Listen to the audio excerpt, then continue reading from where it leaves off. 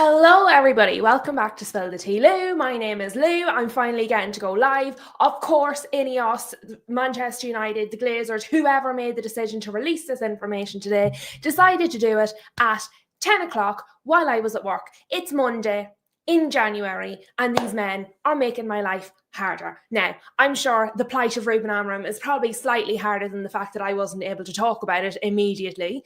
But yeah, rude. I mean, I think I preferred it when they did these things at 10 p.m. because at least I was at home and near a computer. Also, I see that man Anthony in the chat. I can tell time, okay, but I was making coffee. Some of us had to work today, friend, and it was only 2 minutes. It's fine. It's fine.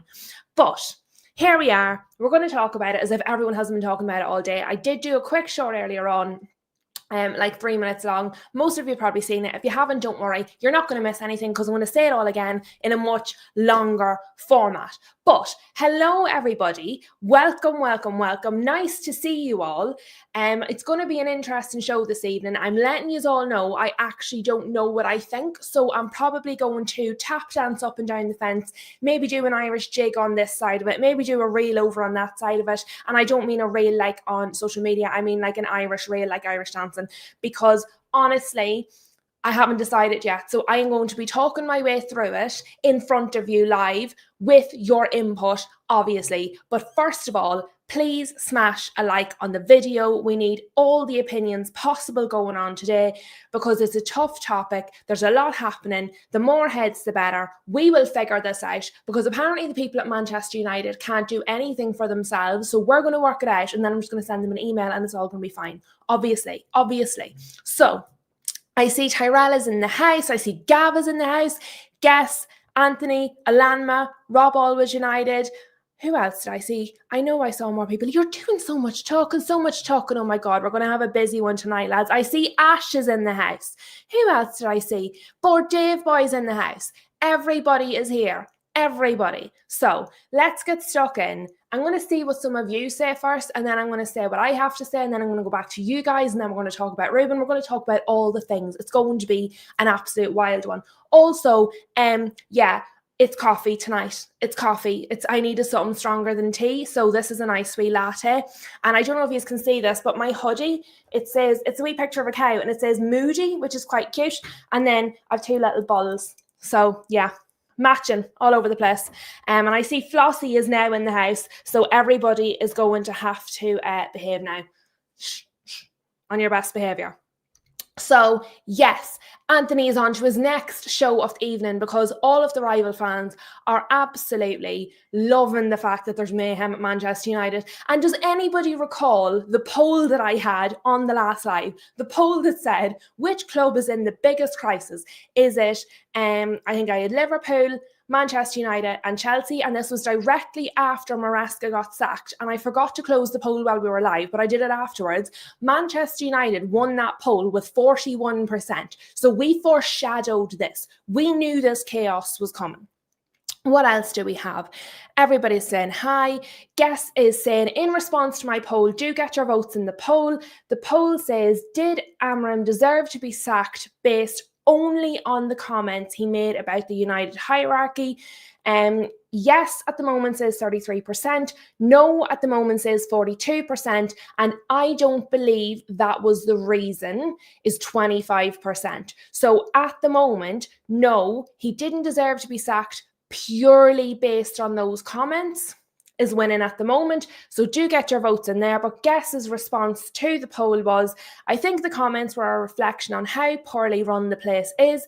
I think United got what they deserved. And I happen to agree. I do think his comments were accurate. I do think his comments were a reflection of the whole organisation, as we've been saying for years. And I also think, do you know what? If he was going out anyway, if there was a feeling he was leaving, if there was a feeling he wasn't going to last, he might as well go out in a blaze of glory. If you're going to leave, you might as well do it in style. And he has done. I have some pictures we're going to look at, but we will get to those in a minute.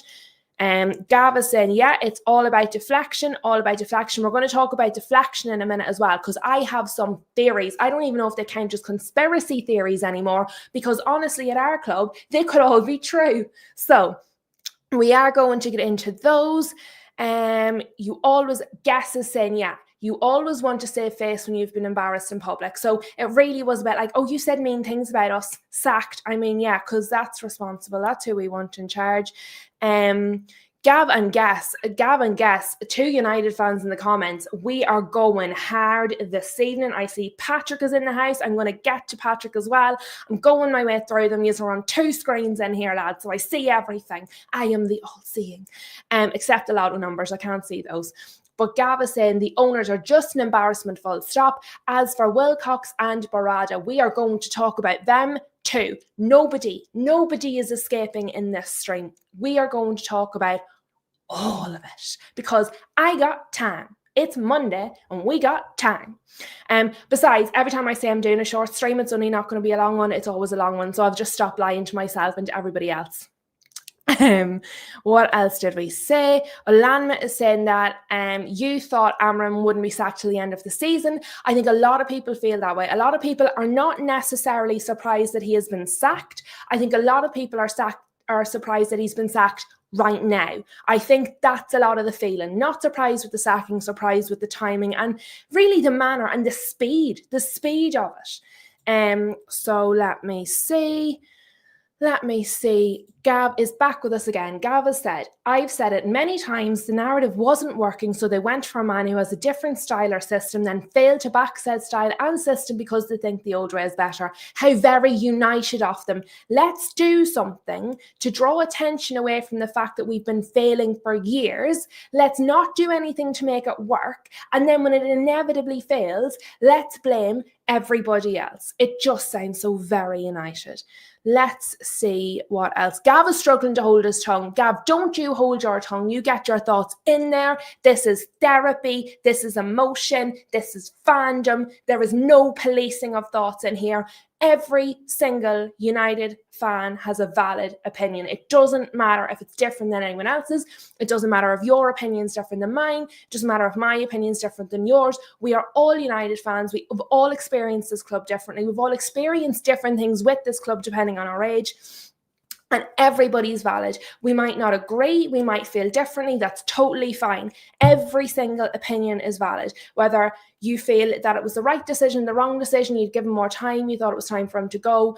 Absolutely, everybody has a valid opinion and nobody is a better United fan or a more real United fan than anybody else. We are all trying to navigate this chaos together and the only thing we have left is each other because my goodness me, the club itself is in a meltdown. So you get it all out, Gav, and don't feel that you need to hold your tongue in here. There'll be none of that carrying on. Now, obviously, don't say mean things to other chatters. Other than that, it's all good. Let me see. Rob, I said about conspiracy theories, I said I'm going to get them all out there. Rob has beaten me to it. Rob is saying, I've got a feeling Amorim wanted to be sacked with what he said about the board. And to be fair, I think so too, actually, Rob. This is also a theory I can get on board with. I see iNotes is in the house. I see David Speaks Football is in the house. And you haven't missed it, David Speaks Football. I haven't got to that yet. I'm going there in a minute. I am going wherever you take me. And then whatever's left that we haven't got from the comments, I'm going to bring in myself. So we're going to go through it a bit at a time. But Rob has said he has a feeling Amorim wanted to be sacked with what he said about the board. And I have to say, I also think he wanted to be sacked. And there's a number of things. Do you know, we talked before about the little spider graph you do in school. There's the body of the spider with the main topic. There's all the legs with the different things off it. So there's a lot of spider legs off this one. First of all, it happened right after Maresca did it. So Maresca came out, said stuff about the board, said stuff about the Chelsea hierarchy. Next thing, there was a parting of ways. He was out the gaff with the money. Next of all, Amorim's like, do you know what? I've already said in multiple interviews that I will walk away from this job. I have already said that this is far more difficult than I expected it to be. Now they've gone and told me that they lied to me. They're not going to back me. I'm getting no sign-ins in January. I have had enough of this nonsense. I am taking a leaf out of the Maresca playbook and give me the cash dollars because I'm out of here. So I do think he wanted to be sacked. I do think he'd had enough. I think he was sick of it. And you know what it is? I'm not being funny. I said more than once, but really recently, I think it was only the other day, I said, you know what, I'm done. I've had enough. Amorim's not the guy. He needs to go. That's it. We've reached the limit with Amorim. I've said that. So I am not devastated that we've let him go. I'm not like, oh my God, we should be keeping Amorim. But you have I have certainly worked in jobs where the people above you, where your boss, the people in your chain of command are absolutely incompetent, and you're going, you could not do a day in my job. You don't know how to do my job, so stop telling me how to do my job. You can't even do your job. So I completely understand the frustration when you're working with kind of the wrong tools, incompetent or not enough staff. The working conditions are poor, and basically Manchester United, and I think everybody will relate to this, Manchester United wanted to throw Ruben Amorim and the playing staff a pizza party, basically, instead of actually just buying some players in January. That's what Manchester United wanted to do. Let's have a pizza party. Let's not actually fix the actual problem, because we're all incompetent. So I completely understand why he might have wanted to be sacked. And I know he said a little while ago, I'll walk away without the money, I'll walk away for free, So I know he said that. I understand the quotes. I've seen people talking about it today on X, on YouTube, all over the place, because this is all everybody's talking about. Unless you're an Arsenal fan, then maybe you're talking about Arsenal winning the league. But outside of that, everybody's talking about United, because it is the biggest story. Like, certainly off the year, but it's going to be the biggest story for the next while anyway. So I think I've lost my train of thought there. I've got myself so worked up, because I've been waiting all day. This has been building up since 10 o'clock this morning. It's 7:45 at night. This has been building up in my system. I'm letting it all out, and all the thoughts are running wild. So I forget what I was saying and where I was going with it, but I'll come back to it if I remember. But yeah, I think, oh yes, about him not taking the payment. I've got it. I grabbed the thought back in. So I think what he meant was, if he's not good enough to do the job, if he performs too poorly, if he is trying his best but is unable to turn it around, if he personally is incompetent, he will walk away and not take the payment, because essentially he's not fit to do the job. But I think that changed, because in his mind, he's not leaving because he's incompetent. He's not leaving because he doesn't believe he can turn it around. He's leaving because he was sabotaged by the board, and primarily, I think in this case, by Wilcox, who didn't want him in the first place. Wilcox didn't even want this guy. So not only is your boss incompetent, he didn't want to hire you, and he's not helping you. So I mean, you're going to feel a bit set up for failure. So I think what changed was, he would have left without the compensation if he felt he was leaving because he wasn't good enough. But he's leaving because his boss isn't good enough. Therefore, you can give me the money. And I think that's where he's at. Now, obviously, I'm completely surmising, but again, we have all been in that scenario where we've had bosses that just shouldn't be bosses. They can't do our job, their job, or anyone else's job. They should be at home. But anyway. Thanks, Rob, for that one. You've started something there. Let me see what else he is all saying. What he is all saying while I'm up here ranting. Let me have a look at you. Yes, yeah. And I think this is a feeling that a lot of United fans have. So Guess is saying last season she just started to go numb to it all, and she hasn't really got the excitement for football back yet. Usually recharged during the summer, but not this year. And I think a lot of United fans are starting to experience that. You guys have seen me on multiple streams being like, I literally just don't care. I don't care anymore. I've had enough of it. I'm like indifferent to it, whatever they want to do. Certainly after the Grimsby game, after the Everton game, after a number of games this season, I've been like, you know what, this is enough. So I completely understand that. And I think it's do you know when a player keeps doing fouls on the pitch, and they do that many fouls that eventually they get a yellow card, not because one of them was really bad, but because they've done so many of them, it just builds up into a yellow card. Is that accumulation? So they've like accumulated the fouls to the point of getting a yellow card.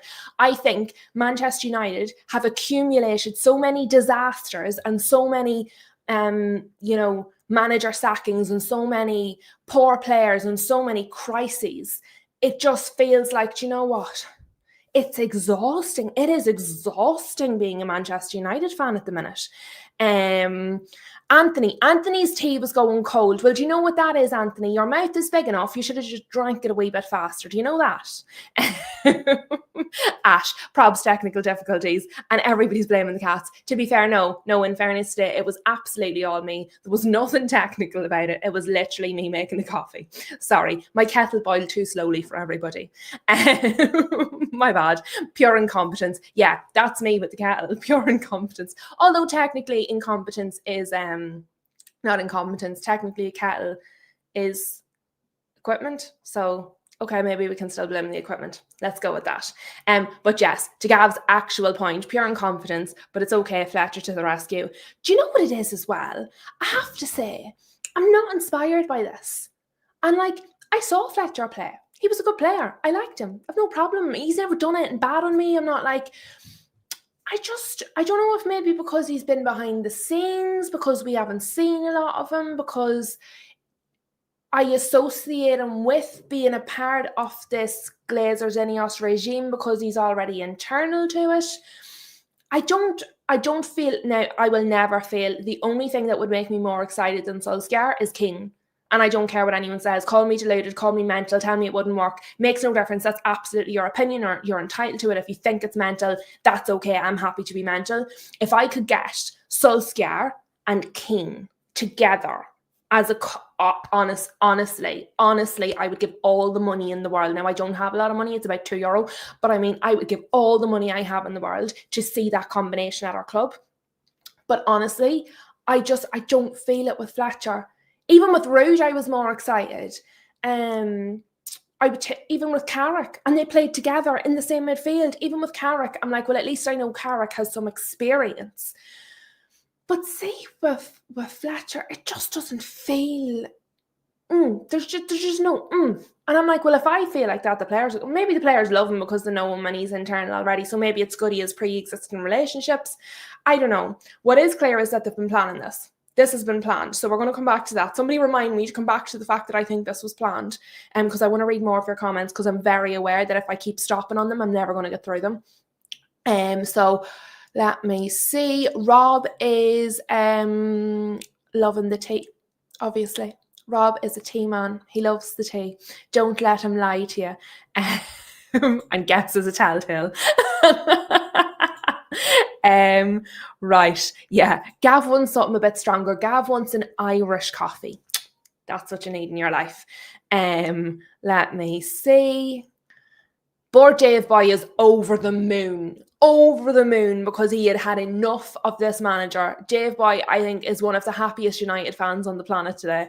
Let me see. I see Patrick and Alan. Everybody's saying hi. Let me see what else. Everybody's saying evening. Flossie in the house. Snacks and drinks at the ready. Let me see. Oh dear God, Sir Gareth, my backside. Yeah. I wore the clothes to match my mood 100% today. That is exactly what happened. Let me see. Patrick in the house. With all the leaks and stories coming out about the board and Amorim, do they honestly think it makes them look better? Do you know what, Patrick? And this is the terrifying part. It's absolutely terrifying. I think the answer to your question is yes. They honestly think it makes them look better. Yes. I think that they believe that. Yes, which is equally terrifying because it shows they're mental as well as incompetent. Let me see. Ash is saying that he would look as happy as Amorim if he got paid that much money. And let's face it, we can understand that. So what I'm going to bring you, first of all, is a picture. Oh, I've clicked the wrong thing. Is a picture of Ruben Amorim while he was the Manchester United manager. Now, let me just zoom in. Oh, that's not what I was trying to do. Wrong tab. Okay, can we see it? Everybody let me know if it's big enough. Oh, I've done the wrong thing on the wrong screen. Right, let me see. That's way bit better. Can everybody see that? Does it look okay? So, yeah, This was Ruben Amorim while he was a Manchester United manager. Downcast, sad, losing his zest for life. We've seen this happen to so many Manchester United managers. They go grey, they get wrinkles, they age visibly before our eyes. We saw the memes after Solskjaer. We saw the memes after Erik ten Hag. We see it. These men, they age visibly and rapidly within this job. Okay, so this was Ruben Amorim while the Manchester United manager. Now let's take a look at Ruben Amorim an hour after it was announced that he is no longer the Manchester United manager. Can you say happy? If you're happy and clap your hands. Do you know what I mean? Can I also just say, not that many of you will care about this because it's a very girly thing. His wife is unbelievably stunning. Now, you can't see it in this picture, but she's wearing the nicest boots I've ever seen in my life. It's really cold at the minute, and her boots were stunning. She also looks absolutely delighted. And you know what? I will just say, first of all, he looks relieved. He looks like the weight of the world has been taken off his shoulder. He looks so happy. He looks like, do you know when you're going on holidays? Do you know when you hand in your notice? Do you know when you have a job and you hate it? You hate it. You hate the boss, you hate the people you work with, you hate the customers. It just, every morning you wake up and you go, oh, I have to go to work. And then you're going to give them your notice and they're going to be bugger rude without you because you do everything. He has the look of a man who's just given in his notice. So back to Rob's comment earlier, he might have been sacked officially, but he definitely forced their hand. Also, his wife looks absolutely delighted. And you know yourself, when you love someone and you see them going through a difficult time, you see them being treated badly, you see, other people making them suffer emotionally or in any sort of a way, what you want is to get them out of that situation. She has the look of a woman who has her husband back instead of this man who has been driven into the ground by Manchester United. So yeah, I would look happy if I got that much money as well. But I honestly don't think it's about the money. And that's one thing I will say for Ruben Amorim.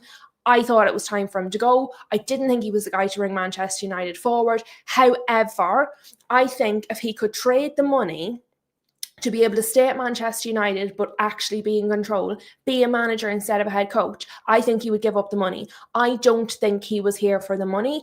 I honestly believe he was here because he wanted to bring Manchester United back to the top. I honestly believe if he had been given signings and he had been given more control and he wasn't being micromanaged essentially, I think he would be happy to stay rather than leave and take that money. But if he's going to have to leave, of course he's going to take the money. I mean, why the hell wouldn't he? So yep, that's that. Jay is the man. Jason Wilcox needs sacked. Jason Wilcox does need sacked because Jason Wilcox, I would not trust to pick his nose. Jason Wilcox wanted Liam Delap as his primary summer signing for Manchester United striker. Honestly, the man is mental. I do not trust his judgment whatsoever. I also think he is entirely incompetent. First of all, Liam Delap was his first pick. Complete lack of judgment.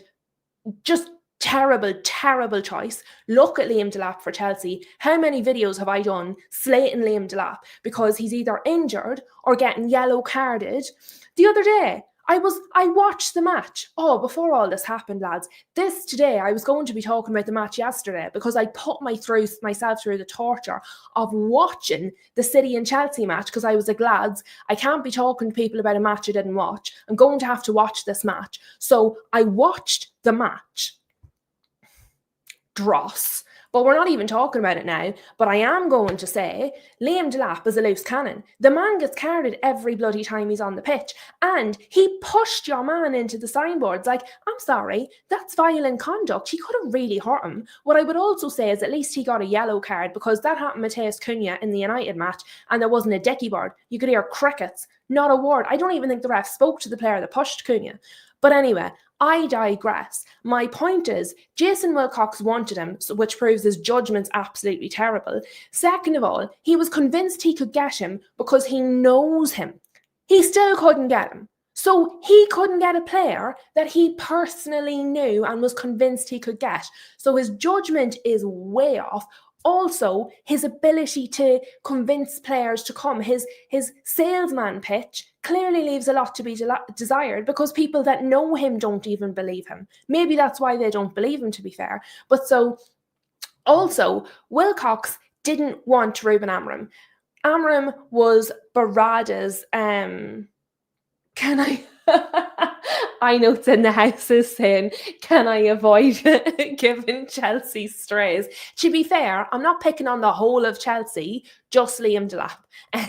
I'd like to make that clear. I'm not picking on the entirety of Chelsea, just Liam Delap, because honestly, he was a disaster signing for you guys. I'm delighted we didn't get him, and it just highlights Jason Wilcox just being absolutely terrible at his job. But yeah, Jason Wilcox didn't even want Ruben Amorim.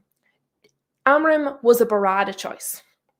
Now, Barada we got from City. At City, he was a COO, Chief Organisational Officer. We took him in as a CEO, Chief Executive Officer. First of all, those roles are incredibly different. Very, very, very different roles. That is why there are multiple officers that report to the CEO, because they oversee all the departments. A COO doesn't oversee all the departments in the same way a CEO does. So therefore, the level of expertise required is entirely different. Second of all, the level of experience required is entirely different. This man was not qualified for the job that we hired him for. We took him because he worked at City and City were being successful, so it seemed like a good idea. Again, it's the connections a 2-year-old would make. It's not connections of real life people that run real life businesses. Oh, well, he works for a company because football clubs are companies, and it's becoming more and more so. So that's what I'm going to say. But he works for a company that is successful. Therefore, he must personally be very successful and intelligent, and also he must be responsible for that success, and therefore we should take him in for an even more important role than he's already performing somewhere else when he doesn't know the running of our club. I mean, make it make sense, people. But anyway, so Barada is not qualified for his job. He might be a highly intelligent man. Maybe he's a very good COO. He's not a very good CEO. I've seen no evidence to say that he is.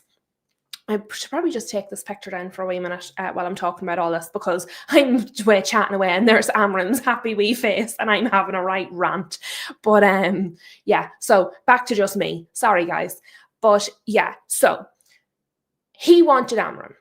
But because he's not an actual CEO, because he's not a director of football, because he's not a football man, he's a businessman, he doesn't understand the implication of taking a man who requires a very specific system and what the implication is for the recruitment, what the implication is for the financials of having to recruit the people for this very specific system. He just saw Ruben Amorim is doing really well at Sporting. He demolished something that wasn't working, rebuilt it from the ground up. He's done really, really well. That's kind of what we need to do at United. Demolish what isn't working, start from scratch, build it up again, become successful. Therefore, it sounds like, okay, well, he's done it before.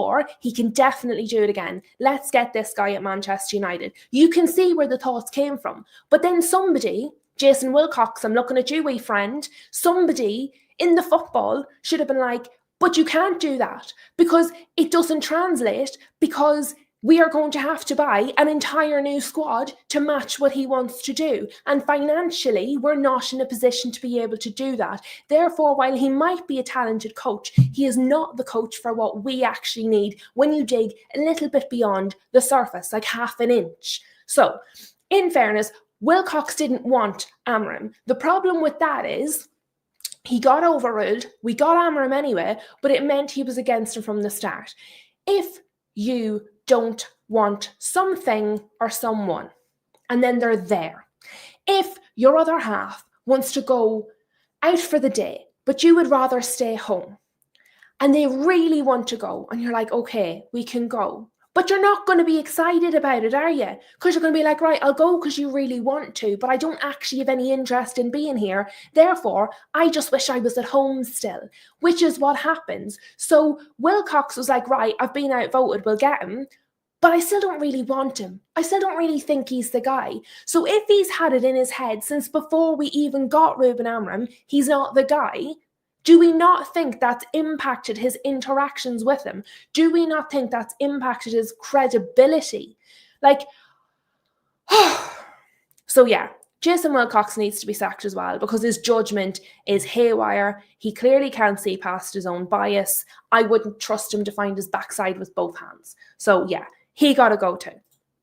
Gav is saying, what did Ashworth see coming? I would say what Ashworth saw coming was that we weren't going to be doing any transfers, and I am full on convinced that is exactly why Ashworth was sacked. So they said that Ashworth was sacked because he wanted Gareth Southgate. I don't think that's true. I think that's a big fat lie. I think Ashworth was sacked because he wanted signings. He wanted to actually be active in the transfer window. And obviously, we don't want to do that because, look, okay, there's a good one. Hadn't thought of that before. Good job, Gav. Gav has started this thought off. Ashworth, I am full on convinced, was sacked because he wanted us to actually buy signings, more signings than we did. He was let go because Gareth Southgate. Now, Amorim wanted us to do signings in January, and when he didn't, when he was told we weren't going to, which obviously he was briefed in the last few days, he came out and publicly said, you need to do your job. Your job is to buy me players. My job is to make them work. I can't make them work if you don't buy them. So Ashworth, I believe, was sacked because he wanted us to be more active in the transfer window. Ruben Amorim is now been sacked a day after saying he thinks Manchester United should be more active in the January transfer window. Well, do we not think that that's a coincidence? I don't believe in coincidences. So thanks, Gav. I wasn't putting them two together. I see Chris is in the house. Welcome, Chris. Don't worry. There's at least another half an hour of ranting to go. Please do smash a like on the way into the room, lovely people. I do see we have lost a few to the United stand. And I mean, I probably can't compete with Mark Goldbridge, but thank you to the lovely people who have stayed in the room with me for my wee rant. I appreciate you all. What else? Guys, I should probably just let you know.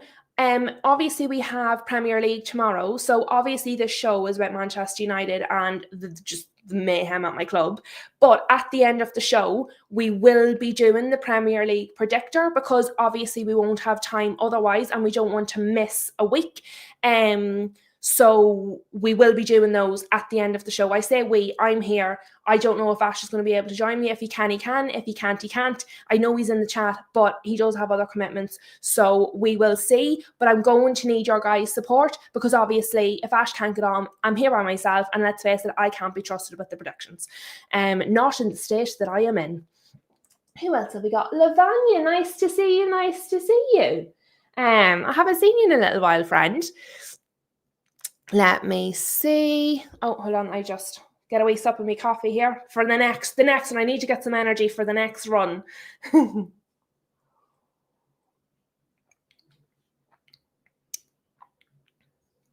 Let me see.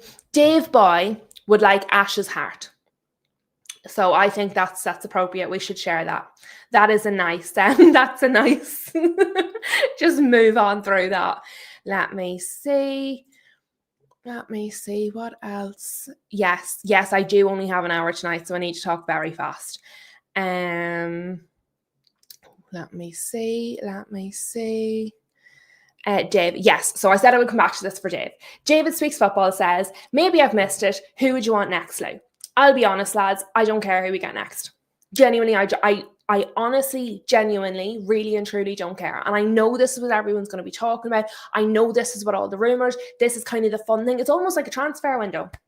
except for this one's for the managers, because the only people that are moving are Maresca and Amorim. So it's the managers. And I mean, to be honest, by the end of this transfer window, I would say Nuno could be sacked as well. We know Glasner's going at the end of the season. It genuinely feels like a manager transfer window. We could all just swap. Remember what I said, musical chairs. Everybody stand up, run around when the music stops, grab the nearest manager. I think we could be doing that, to be honest, by the end of this January transfer window, because it's definitely all the managers moving, not the players. But who would I want next? I don't care, because I don't think it matters. And I know this is what everyone's going to be talking about. I know this is the fun of it. This is the gossip. This is what keeps it interesting. Who's next? Who's going to come in? Blah, blah, blah, blah. I don't think it makes any difference whatsoever. So while I didn't think Ruben Amorim was the guy, and not because I thought sacking him would improve us, but because I thought keeping him was making us worse, I also don't care who comes in next, because quite frankly, I don't think it matters. If they're not going to have any control, if Jason Wilcox is actually going to be making all the decisions behind the scenes anyway, if we're not going to buy them the targets that they want to do, if we're basically we're just short of doing what Chelsea are doing. Their owners are in the dressing room after every match. We're just short of that at the minute. So in that case, it doesn't matter who you bring in, because they're not going to have enough power anyway. What we want is a head coach. We don't want a manager. And I thought that was something really interesting about what Ruben Amorim said. He said, I am the manager of Manchester United. I'm not a head coach. You receive selective information. And then we had this. Let me show you. So this was the announcement of when Ruben Amorim was made the head coach at Manchester United. This is the official Manchester United Communications Department notification. United appoint Amorim as new head coach. So at that point, on the 1st of November 2024, Ruben Amorim knew he was a head coach. He wasn't a manager. So I don't know where the confusion was. I don't know if he was promised more authority than he got. I don't know what it was, but he was announced as a head coach. So he knew from the very beginning, maybe not in the contract discussions, but from the day he was announced, he knew that he was going to be treated as a head coach. Clearly it bothered him. Clearly it was something he didn't like. But he was announced as a head coach. So he was always going to be a head coach. I didn't understand the manager comment that he actually came out with, being honest with you. But I just thought it was curious. So yeah, I honestly, and I know people aren't going to like this, I know it's going to be mad, genuinely, I have consistently said that I would have loved to see Ollie get the opportunity to manage under an ownership and a board that would not allow player power. And I don't believe they've allowed player power, because actually, if you look at Instagram, all of the players have put out messages saying, thank you so much, Gaffer. Thank you, boss. I wish you well. I wish your team well. I wish you the best in the future. I don't think the players really wanted rid of this guy. I think they wanted him to change the system, but I don't think the players wanted rid of this guy. And this is actually probably the first thing that's really, really different to what we've done before. Previously, the players didn't want to play for the manager anymore. They would lose patience, they would down tools, they would stop playing, and then eventually we would get rid of, oh, Marty, lovely to see you. Nice to see you, wee friend. I didn't think I'd ever find you on here. You never know who might crawl into my chat. But yes, so we normally have the players down tools because they're sick of the manager, they want him gone, and then the club essentially backs the players and gets rid of the manager. That's not the case this time. This wasn't player power. This was Jason Wilcox's ego. So it's different. It's the same as what we do. New manager, sack him when it's not all going 100% to plan. But it's also very different. The players wanted to keep this guy. The players didn't want this guy to be gone. They really liked him for the most part. So I think that's going to be interesting. Whoever comes in next is coming into a team that liked the previous manager. We haven't had that before. But for me, I would love Ollie. I would love Ollie back. I have often said I would love to see what Ollie could have done under a management that didn't support player power. Under a different board. I think he could have done much better. He got us second, he got us third. He understands the United DNA. He understands the United fans. He understands the difficulties associated with this job. Even to bring him in as an interim until the summer, until we get an actual long-term manager, that's who I would want. If I could pick, that's who I would pick. But on a real level, I don't care, because I actually don't think it's going to make any difference whatsoever. At all.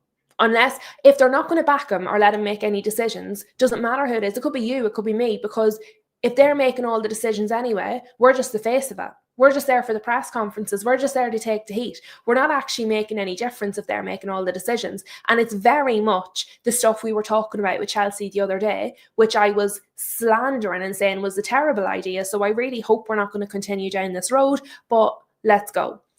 Rob Always United is saying, I think the fact that the academy players never learned 3-4-3 is telling. Agreed. I think it sends the signal, like the fact that Wilcox never wanted to hire him in the first place, that they were against him from the outset. And I think it's a really, really important thing to say. For me, if the youth are playing one system, how are they ever then going to move into the senior team, into this very different system? I mean, we're all saying how difficult it was for players to fit into the system, for players to learn the system, buying players in for the system, but we're not teaching our youth how to play from the very beginning. So I think until they change the youth to be playing the same system as the first team, there was always a possibility he was going to be let go. And I think that wouldn't have been changed until they were certain they were keeping him long term, which obviously they never were at any point. Let me fly through some more of your comments, because then I am going to do the predictor, because I don't want to run out of time with it. Let me see.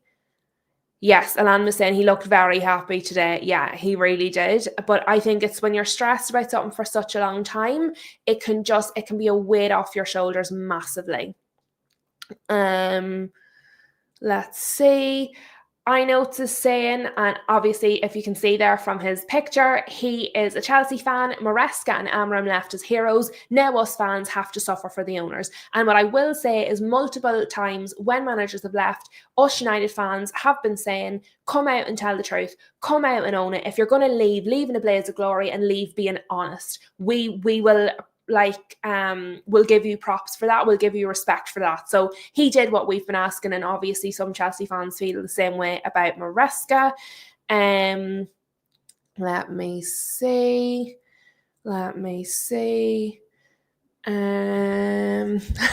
Guess is feeling extremely positive. Who on earth wants to come to United now? It feels like finding a captain for the Titanic after she hit the iceberg. And I'm laughing because it's so accurate. We have hit an iceberg. I'm not crying. Oh, that's broke me. That one was good. Oh, that's exactly what it feels like. I'm not crying. Okay. Huge is in the house. Amorim just wanted to do the job he was promised when he joined. He joined to play his style of 3-4-3 with players being brought in. He never got the chance, and now they asked him to change his system. So 2 things. First of all, his system was terrible. His decision-making was terrible. His substitutions were terrible. I don't think he was the guy. However, I also believe the promises to him were entirely broken. I definitely think he was promised more signings. I definitely think he was promised more authority. I definitely think he was promised more backing. And my thought process for this, other than the fact that I just feel it, is he left a job where he was being incredibly successful in the middle of the season. He didn't want to come mid-season. He wanted to come in the summer. He was doing really, really, really well. He did not want to move mid-season. So for him to move mid-season when he didn't want to come to the Titanic that had just hit the iceberg, as Guest says, he was made promises. And I think what drove him over the edge to make the comments he made was, I think he was informed that those promises were not going to be honoured. So while I don't think he was the guy, I absolutely agree with this. He just wanted to do the job. I don't think he was interested in the payout. I think he would have stayed as long as he could without a payout if he actually thought he could make this work, if he actually thought he was going to be backed. And I also think he was made promises of signings that were going to suit his system, and he was then told, obviously in the last few days, it's the January transfer window, we're not going to do anything for you. And I think that tipped him just right over the edge. Let me see. And Gav, good point. good point. I've said people saying the manager doesn't understand the United way, but you've Blackburn and City men in the boardroom, along with people who think cycling is a sport. Sorry to all the cyclists out there. But yeah, like who in our club, anywhere in our club, understands the United way? And look, maybe this is a good thing about Fletcher, is that much he does understand.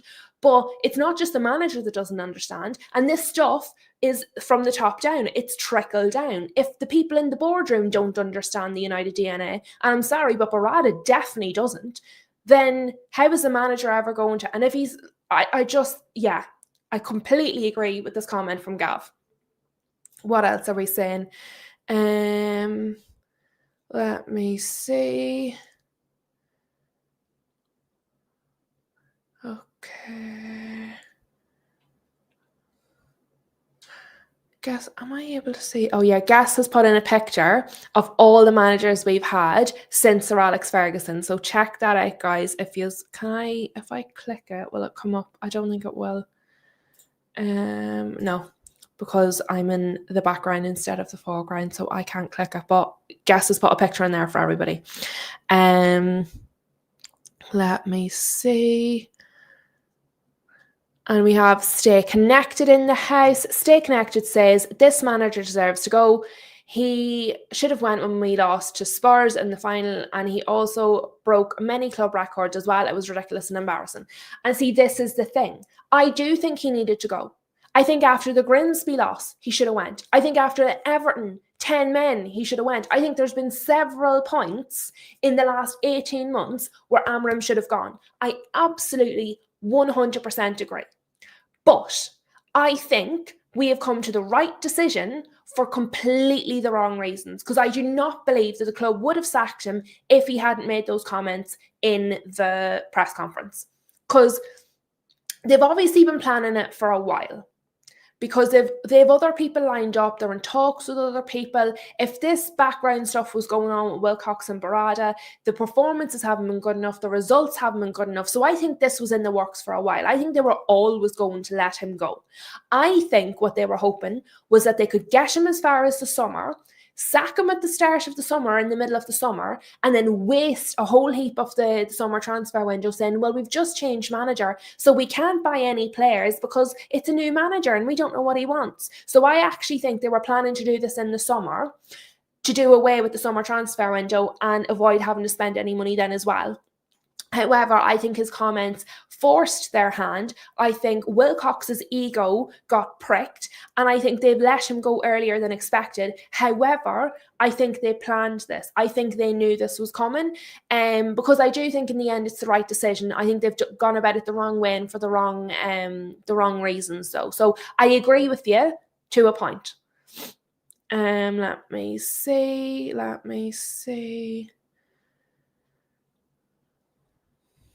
And Stay Connected back in with us. Jason Wilcox, Omar Barada are on fraud watch, as we United fans need to put more pressure on them. Maybe Dan Ashworth was onto something and that's why they fired him. Absolutely agree 100% with this entire comment. This whole comment, completely agree. Thank you very much, Stay Connected. Absolutely 100% agree with you. Yes, Board Dave Boy, another facet to this. And now I'm not going to get into the Cobby Manu debate because that's for another day, but Cobby Manu, miraculous recovery incoming, 100%. It's going to be like Luke Shaw, the year of an international competition. Suddenly, Cobby Manu is going to be absolutely fine, 100%. Guess is saying that she feels Amorim quit long before he got fired. And to be fair, this happens sometimes when you're in a romantic relationship. You sort of mentally, emotionally check out before you actually check out. You're gone before the breakup happens if you're going to be the person that does the breaking up. So I agree with you. I do feel Amorim quit long before he got fired. He had said it multiple times. He said the job was too hard, that more hard than he expected. More hard, it's not real words. Harder than he expected. So yeah, I do agree with that 100%. Let me see. Gav is saying, it seems to be Wilcox in control and we have to go on his ideas. Give him the job, sit back and watch him fail miserably. 100%. And that's the thing. If you can't do the job yourself, don't tell someone else how to do it. You do your job first. Let's say, then we had, I know saying avoid the Chelsea strays. That was the Liam Delap stuff. Let's see, what else? Ash is delighted that you didn't get the lap completely. Yes, Gav went off because he mods on the United stand. He's off to be a good child over on the United stand. But he was with us for a while. Let me see. Oh God, Marv. Mental. Let me see. What else have we got? I don't want to miss anyone, but obviously we are going to do the predictor, so I just want to make sure I haven't missed anything like crazy. Oh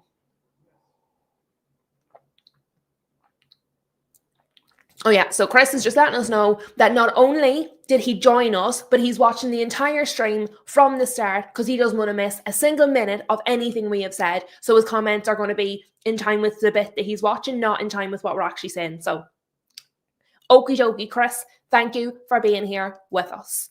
Let's see. Lavagna's lovely. Lavagna's really, really nice. Is a Liverpool fan. Is pleased, but not so much. So she's a kind rival that's not rubbing it in too much. What else? What have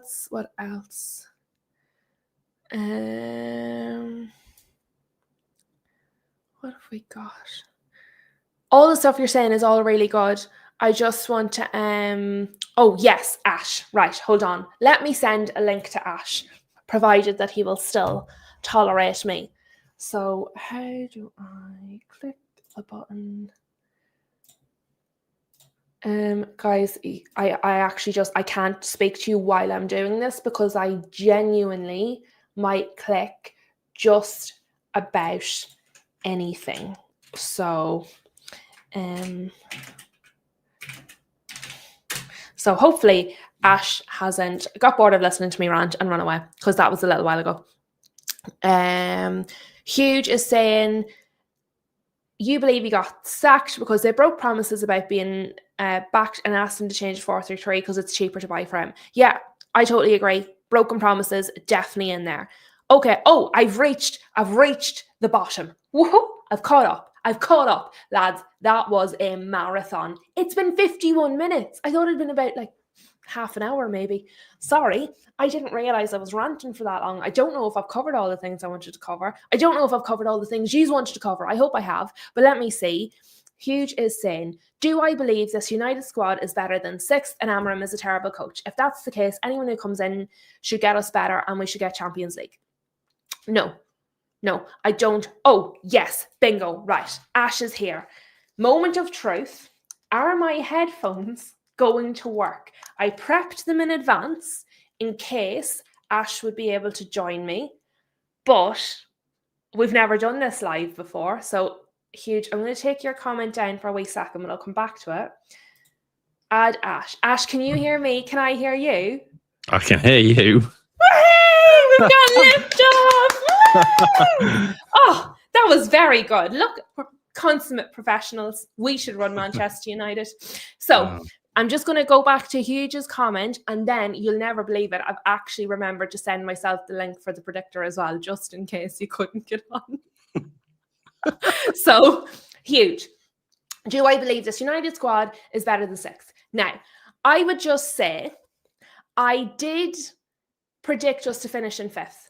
That was primarily hopium and hoping for failure of others and hoping that Amorim was going to do what he did at Sporting.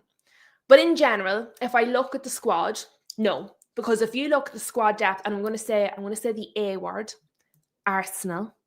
If we look at the squad depth they had the other day, and I've never said nice things about them literally before the reaction video I did the other day, but the substitutions they made off their bench was absolutely insane. We don't have that in some of our starting positions. I have done multiple videos about the problems we have with both the midfield and the defence positions at Manchester United. I've also spoken multiple times about the fact that we have one striker and he's a developmental learner. So I think if I was to say that I believe this squad is better than sixth, I would have to scrap everything I've said about all the problems with all the players. I don't think Amorim is a terrible coach. I think himself and Manchester United were not a good combination. So you can have two really nice people, lovely people, but in a relationship, they don't work because they're not compatible. So I think Amorim will go somewhere else and he will be a good coach again. I just think Ruben Amorim and Manchester United were incompatible. And I think if we get a different coach in that maybe isn't as good as Ruben Amorim, but is more compatible with the club, they potentially could do better than sixth.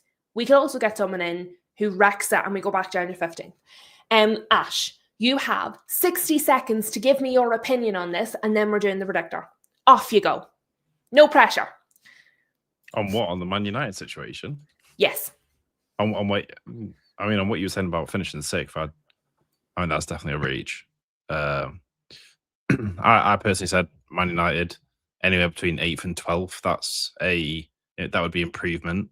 Again, I don't think the comments changed whether he was getting sacked today or not. I think it was tipping it over the edge.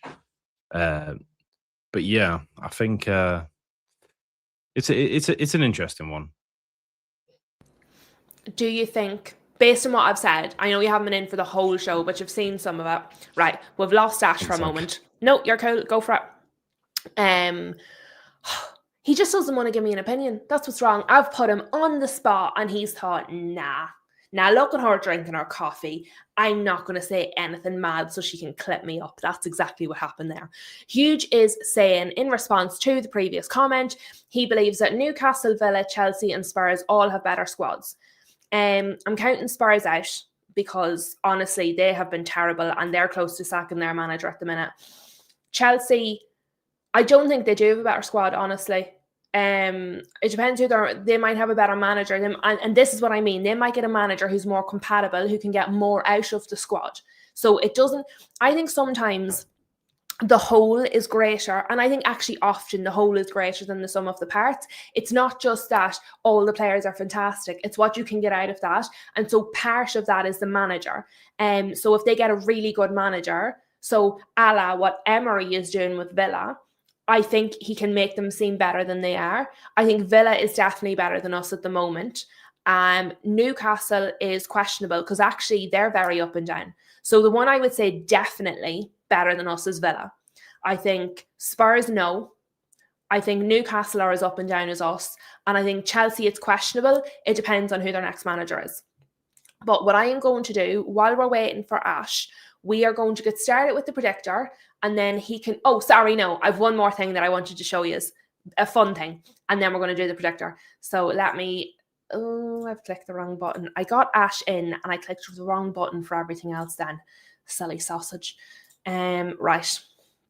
Let's show you this. So I did think this was quite funny. Does anyone know when or who is going to be the manager of the month for December? Because the October manager of the month got sacked and then the November manager of the month got sacked. So whoever is December manager of the month is on I was going to say on a watch list, but that sounds terrible. Is going to you know what I mean? Maybe it's Arteta, imagine. No. I just think this was very funny. I thought a bit of comic relief. I'm probably going to need it after this stream. But huge is voting Eddie Howe. He thinks Eddie Howe will be the manager of the month for December. So, I mean, if it happens to a third manager in a row, you're going to be like, please remove me. Oh, Marv is saying Frank. Oh, no, that's Rob. You're all typing too fast. I'm clicking the wrong things. But I did just think that was a bit of fun for a bit of light relief. Now do you know what I need to do? Click this button. Well, hey, we're in business. Oh, we need to zoom that a wee bit. That's a bit small. Eddie Howe magnifying glass set. Eddie Howe definitely would not get it for December. We did it. We had a bad December. Oh, Dave Boy is saying Emery. To be fair, if Emery gets it, I don't think he's being sacked. So we need to push a different narrative there. But you don't think Eddie Howe will get manager of the month? Imagine if it was going to be like Amorim again. I mean, of December, definitely not, because we had a very bad December month, to be honest. Like, obviously, we lost to the likes of you guys, up in Sunderland. We had quite a few draws. It wasn't a great month for us. We started January off well, so it could be for the future. But I don't think Eddie Howe's going anywhere. Rob Edwards is the Wolves manager, Marv. I hope they're not going to sack him, bless him. Right, okay, let's get stuck in. Because this always takes us longer than we plan. So, West Ham, Nottingham Forest. Speaking of Nuno, West Ham, Nottingham Forest. Ash, you're up. God. Well, the thing is, I thought Forest was going to do better last week than what they did. And the week before. They've dropped wildly off. There was actually a thing that's just came out, I think today or yesterday. Callum Wilson has basically kind of just said he's only been there for half a season so far. Like, he got there on a free agent from us. And he's actually asked them if he can end the contract already. Oh, dear. So, I don't know. But I think West Ham, I think, for me, I think West Ham's actually going to win this being at home. Okay. Both teams are conceding goals like mad, so I think it's going to be like a 3-2. So you think 3-2 West Ham. The chat are saying, everybody, please get your score predictions in. No exceptions. Everybody put some numbers in the chat. That's it. You're going on a naughty step otherwise. Marv is saying 2-0 Forest because West Ham are terrible. Dave Boy is saying 2-1 to Forest. Jay is saying 1-0 to Forest. Rob is saying 1-1. Flossie, do you know what's crazy? Is withholding her opinion from us. Do you know what's crazy? West Ham have actually conceded the most goals in the Premier League, more than Wolves. Ooh. So they've got an average of conceding 2 goals a game. Wow. So Guess is saying 1-1 as well. So we had either Forest win and then some draws. So Forest win seems to be the consensus. I actually feel about maybe West Ham as well. Flossie's in as well. 3-1 to Forest. Right, we're outnumbered. I would have went with you. We're outnumbered. It's going to be, let me see, what have we got? 2-0, 2-1, 3-1, 1-0. Right, let's go. 3-1, 3-2. to Forest, yeah, sure. Yeah, well, I'm with you. I think West Ham's going to win. But I do we're a democracy in here. So we'll go with the people. Right, Bournemouth, Spurs. Bournemouth, I can't predict Bournemouth at all. I don't think Bournemouth can predict Bournemouth. I have no idea. Like, this is the problem. This is the problem is I thought Semenyo may have been gone before this game, but clearly he isn't yet. He's still there. The last one was his last one. Yeah. Maybe because he didn't score, they've kept him another game. Well, I don't know if you saw in their last game, he when he came on, or it was like at half time or something, he had like his priest that actually baptized him as a baby that was there giving him like a talking to, but like a blessing before the game. I saw it on social media, but I didn't see it in the actual match. Yeah, well, when I watched it, I thought, oh, maybe this means that this is his last game, but he's still there. So I think everybody thought it was going to be his last game because he was announced before the window even opened, really, that he was going. So maybe there's something just to keep an eye on there. But Flossie's first on this one. She says 2-0 Bournemouth. Dave Boy says 3-2 Spurs. Jay's saying a draw. Marv is saying 2-1 Bournemouth. Rob is saying 2-1 Bournemouth. Guess is saying 2-1 Bournemouth. Oh, wait. Did I say Flossie said Spurs? Did I say it the right way around? No. I've mixed up Flossie's score for Forest with her score for so she Bournemouth, said 2-0 because I just Bournemouth. can't read. And I read that out correctly the first time and then confused myself. It feels like Bournemouth win is unanimous. So I will say, Bournemouth at home is 12th in the league on their home form, and Spurs away is second. So they're doing quite well away from home. Spurs are, yeah. Spurs away from home, like they were first at one point. I do think Spurs may win this 2-1 personally. But Everyone else has said Bournemouth win. Yeah, I would have said Bournemouth win, Apart from Jason, but I would have said it without any confidence because I don't feel I can predict Bournemouth because when I predict they're going to win, they lose. When I think they're going to lose, they win. I don't know what they're doing, but we will go with the crowd, and I think the most that was said was 2-1, wasn't it? Now, yeah, there's a lot of 2-1s. Crystal Palace and Aston Villa. This is also another team that I keep on predicting a scoreline, and it's just the complete opposite way. Since Glasner announced that he wasn't staying past the end of this season, Crystal Palace have fallen off a cliff. Yes, yeah, you're not wrong. And also, Villa has been only really scoring like 1 goal a game, and then they scored 3-1 against Forest. They were proving a point after Arsenal, though. Well, the thing is, right, so obviously we just played Palace, and they were absolutely shocking. Like, which makes me think this could go the other way because it didn't look like they really used a lot of energy or anything against us. Okay. So they could have quite a lot for this Villa game, and it's at home. Maybe the fans will be a bit up for it. Personally, I think it'll be a Villa win, but I'm going to predict 2-1 Palace. So you think Villa's going to win, but you're going to predict 2-1 Palace? I see. So what have we got? And make sure I don't mix up the scores. So Jay is saying Villa 3-1. Marv is saying Villa 3-2. Flossie is saying Villa 3-1. Dave Boy is saying Villa 2-0. And Olanma is saying that Emery's going to get sacked. So I also think a Villa win. And I think, Olanma is saying for Forest, Olanma went 3-0. So Alanma is just catching up with some of the scores for us. Jess is saying Villa 2-1. So I also think Villa. Rob is saying Villa 3-2. Ooh, these are trickling in. So everybody except you has said Villa. So if Palace win, you're going to look really clever. I do think Villa. I think 3-1 as well. We've also got to remember Palace did just get Brennan Johnson as well. That's another. He actually looked pretty good for them. Because he started actually. He's going to be able to play. Yeah, he actually started the game, but yeah, 3-2. It's going to be one of those games that I think is only going to have 1 goal difference. Do you know what I think is going to be good? This Brentford Sunderland game.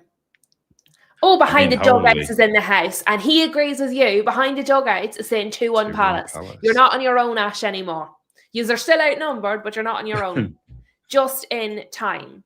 So, what do we reckon to Brentford Sunderland? I think this is going to be good because I thought that Sunderland were going to fall off after they sent all their players off to AFCON. They have not in any way fallen off. In fact, I almost think they're just as good. They're even better. Yeah, Thiago got a hat-trick in his last game. But Brentford aren't messing around. Brentford, yeah. So I think this game could be the game of the weekend. I think there's going to be goals. Right, well, what Flossie said there makes you think she might think Sunderland's going to win. I generally don't. I think Brentford's going to win this 3-1. You think Brentford 3-1? Yeah, Thiago just got a hat-trick last game. Yeah, so why would you not go for 2 hat-tricks in a row? I said 3-1. Oh, I thought you said 3-1 Brentford. Sorry. So yeah, you're saying... Thiago plays for Brentford. Igor Thiago. It's okay. I was like, what is he talking about? Never mind. I mean, Bobby got a late goal. I did a whole video on him, I did a whole video on Brentford and Igor Thiago and the fact that at the time he was the second highest goal scorer in the league. But he is. He's still smashing it. Is he still the second highest? Yeah, he was on 14, and sure, then he got that hat trick, so that'd be 17. So he's still second. But I did a whole video, and then just, when your brain just is like, nope, dots not connected. Yes, Lou needs tea. Lou, do you see after this? Lou is having a kebab, which is why I need to finish soon because the food's going to be here, and I'm going to be late, and I'm not eating a cold kebab. So that's all. It's Monday. It's January. We're back to work. My manager got sacked. It's all a bit buggered. So we're having a kebab. So yeah, that's what I'll be having after this. That'll knock some sense into me. Right. So you reckon Brentford 3-1 because Thiago was going to get another hat-trick. I have a brain in here somewhere. And let me see. So was Marv, we're starting at Marv for this one. Come on, Lou. What about you? You've not Oh, said what do anything. I think? I think this is going to be a really good game. I think it's going to be 2-2. Okay. I can't pick. I actually can't pick, and I think there's going to be goals. Well, I think based off you saying that, it's going to have to be a draw because there's a lot of draws in the comments. Okay, so let's see. Marv 3-3 draw, Jay 2-2 draw. Oh God, there is a lot of draws. Alanma 1-1 draw. Yeah. Rob said Brentford with you 3-2. Guesses Brentford 2-0. But yeah, so it's primarily draws. I think before that there was Dave. I think Dave said 3-1 Sunderland, and then Dugout said 1-1. Oh yes, because the one before that was Palace. So yeah, another draw, and then the Sunderland win. A 3-1 to definitely draw. So do we go 2-2 or 3-3? I personally would say 2-2. Okay, but let's go 2-2. Well, that was what I said, to be fair. So we'll go with that. Yeah. Now, I'm excited for this one. Everton, Wolverhampton. Get your scores in, people. Everton, Wolverhampton Wanderers. I am going early on this one. I normally let Ash go first, but I am saying Wolverhampton Wanderers are going to beat Everton, and I think they're going to beat them 2 or 3-1. I think they're going to score more goals. Wolves' problem wasn't conceding goals, because as you said, they weren't even conceding the most goals in the league. Their problem was scoring, and now they're scoring. You say that, Lou, but it was one goal less by 1, and it's still 2 goals Was a I right game. last week? Did they win? Yeah. I said they would win as well. They're beating Everton. I reckon 3-1 Wolves. And Grealish is going to be the one for Everton. Mental. I actually don't think that. I think this is going to be a 3-0 to Everton. Ooh. Ash. Right, lads. What do you think? Because I can't deal with this man. He's only here and he's causing trouble. So, I think Alanma's was for the last one. So we're starting with Behind the Dugouts. Behind the Dugouts is saying 2-1 to Wolves. Jay is saying Everton 3-0. Marv is saying 2-1 Wolves. Dave Boy is saying 2-1 Wolves. Rob is saying 2-1 Wolves. Guess is saying I'm bold. Behind the Dugouts is saying Wolves to stay up. Alanma is saying Everton 2-0. Guess is saying Everton 2-1. Rob is voting for the Wolves resurgence. So I actually don't know what's more there because I got distracted. Right. Let's see.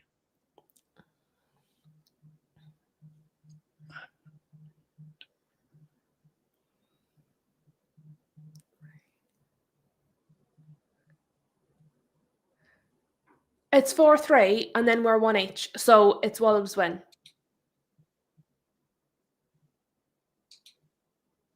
It's 4 for Wolves and 3 for Everton in the chat. Oh, sorry, you confused me when you went. You confused me when you went. It's 4-3 because obviously Everton's at home, so it made it sound like Everton was the one before. I was like, how is your maths working, Lou?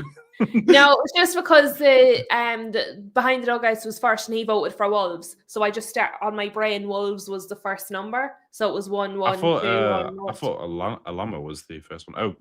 No, Alanma's was for the one before because Alanma's a little bit behind us and is catching up. Oh, so Alama just did the one on the bottom, 2-1, okay.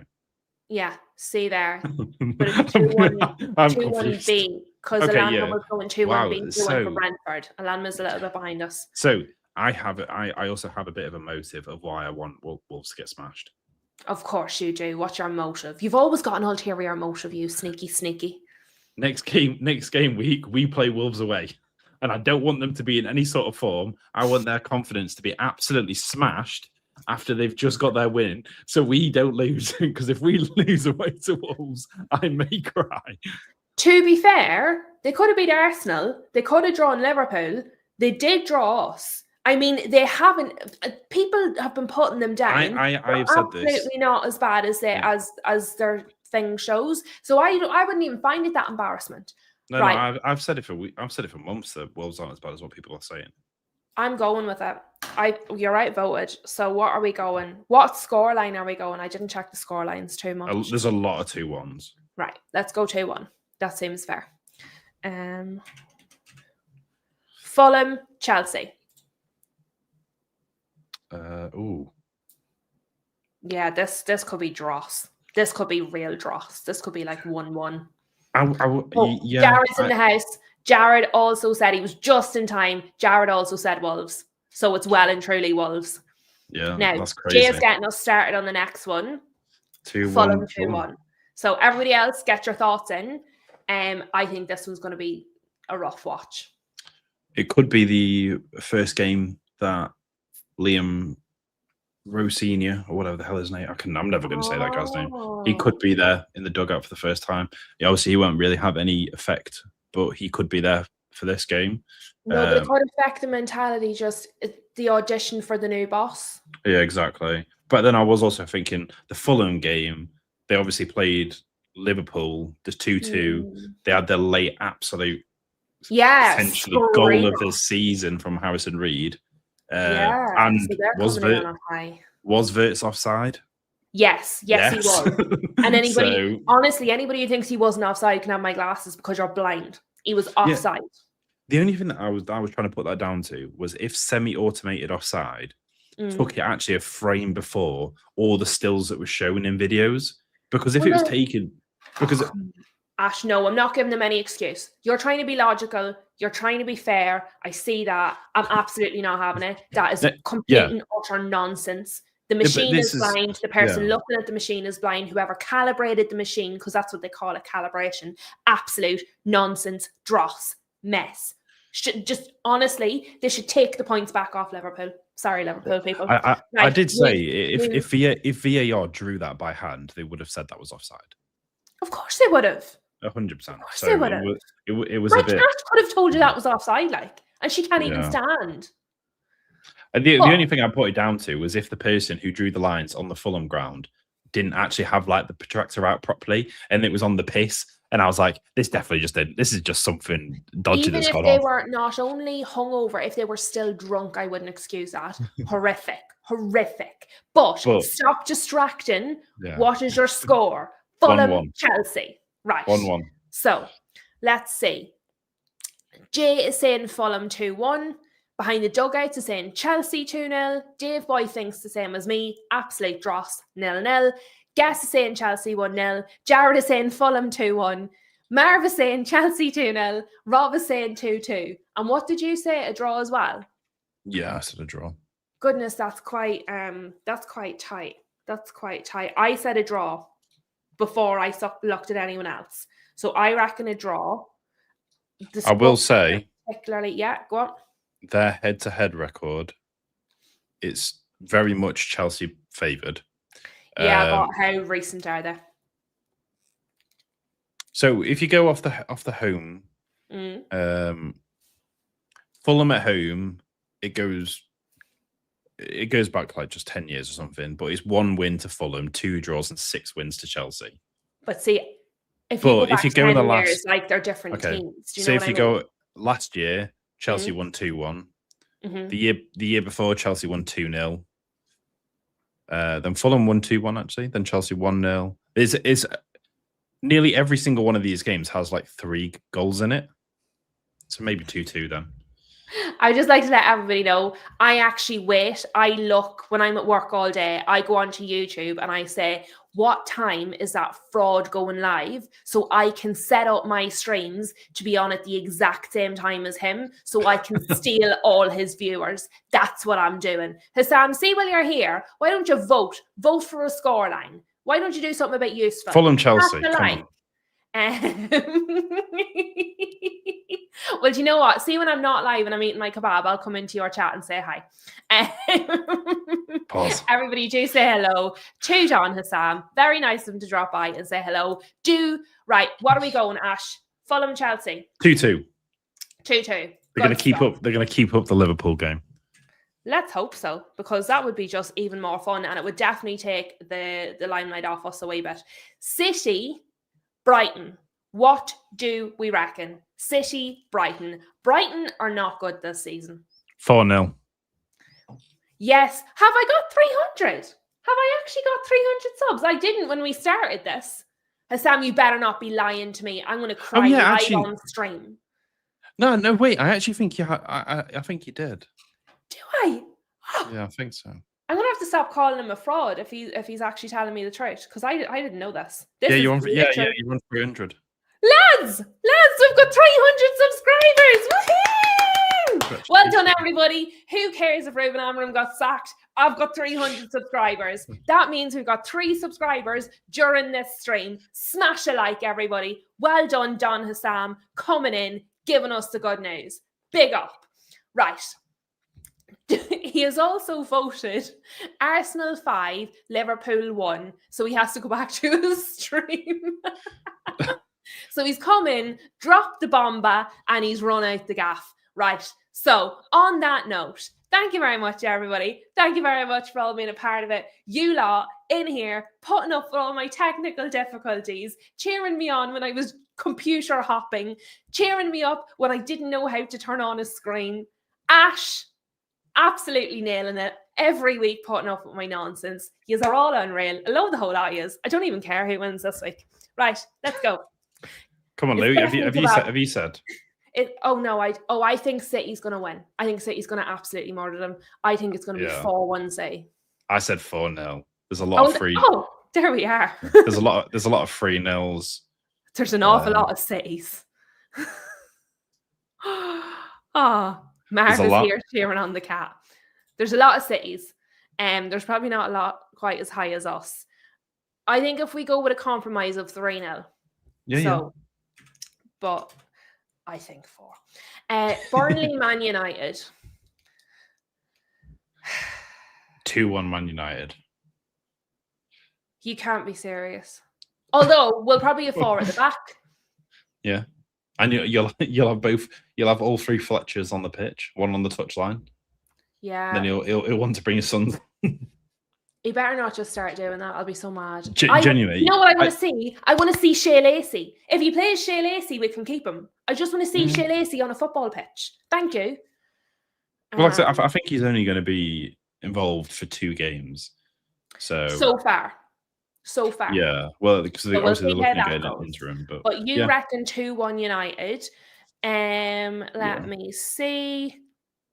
Marv is saying new manager bounce 3-1 United. Rob is saying 3-0 United. Alanma is predicting for Liverpool. Just catching up with us. The big issue about the new manager bounce. It's not really a new manager bounce because obviously he was already part of the training anyway. So yeah, it's. Dave Boy is confident. He's saying 2-0. Guess is saying we should win, so obviously it's going to be 1-1. Alanma is saying United 3-0. Jared is saying United 2-0. It's a landslide for United. There's a lot of nils in there. Marv is saying, never mind new manager bounce. It's a new formation bounce. That feels a bit more accurate. 4 at the back. Jay is saying 3-0 to United. Right. There's a lot of 2-0s, 3-0s in there. We're going with 3-0 United, lads. Mental. Love it. I just find it mad. Like, I can also see a world that he plays 3 at the back because he was in. But you guys, everyone seems to be forgetting this. He was part of the coaching staff. He was already doing this, like, part with Amorim, training people to do 3 in the back. So I don't. But I do think he will do 4. He'll go for it. He'll definitely go for it. And I'm having none of your bad nonsense. Harold is in the house. Harold is with me. Ollie in. Very few get the manager bounce. Ollie is the outlier, not the norm. He is the exception because he is exceptional. Excellent. Right. Next, because I'm starving. Newcastle Leeds. I'm going to go first. I think you're going to draw 2-2. Sorry, I feel like I've left you speechless. Ash is not okay, people. Somebody send help for Ash. Right. Oh Oh dear, I'm just as negative about my club. Don't be offended.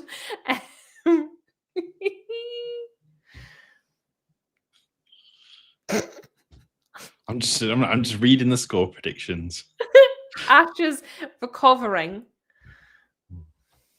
1-1, 2-2, 3-1, 3-1, 2-0, 2-0. There you go, Ash. The chat are cheering you on. I want to know if Flossie's still here. I want to know what she's got. No, to say. Flossie went to watch the dogs. Or to watch the dogs, to walk the dogs. 3-0.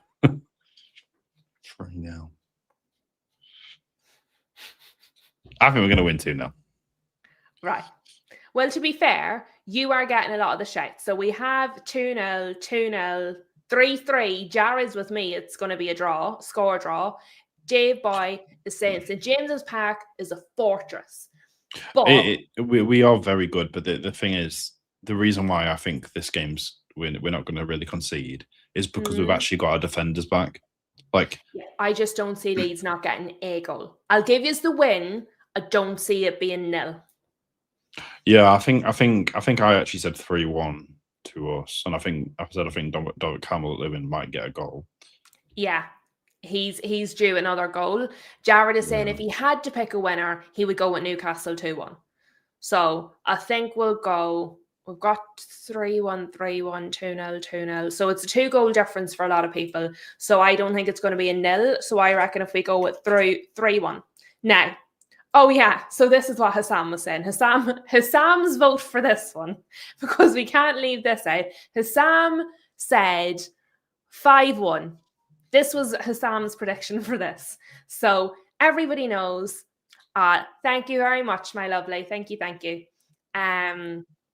So vote or get your scores in. Arsenal, Liverpool.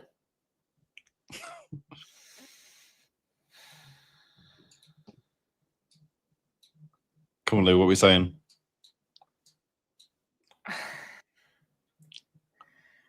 Arsenal. I think Arsenal beat them.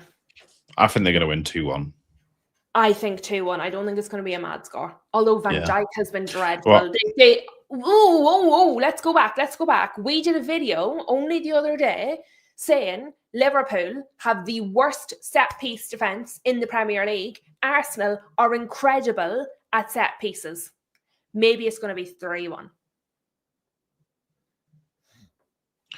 I mean, potentially. I'm convinced myself now. Well, the thing is, like I said, a lot of those stats was before Alisson came back. So now, I mean, I think. Oh God, I don't know. I'm going 3-1 Arsenal. That's the my thing is, right? Answer. I think back to the last time they played each other was obviously at Liverpool, and it was a 1-0. It was a 1-0 game. Mm-hmm. I still think it's only going to be a 2-1. I mean, it's going to be 2-1 to Arsenal.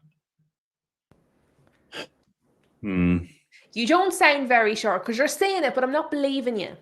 It's because this game could go either way. If I'm being honest, it's both teams have the ability to win the game.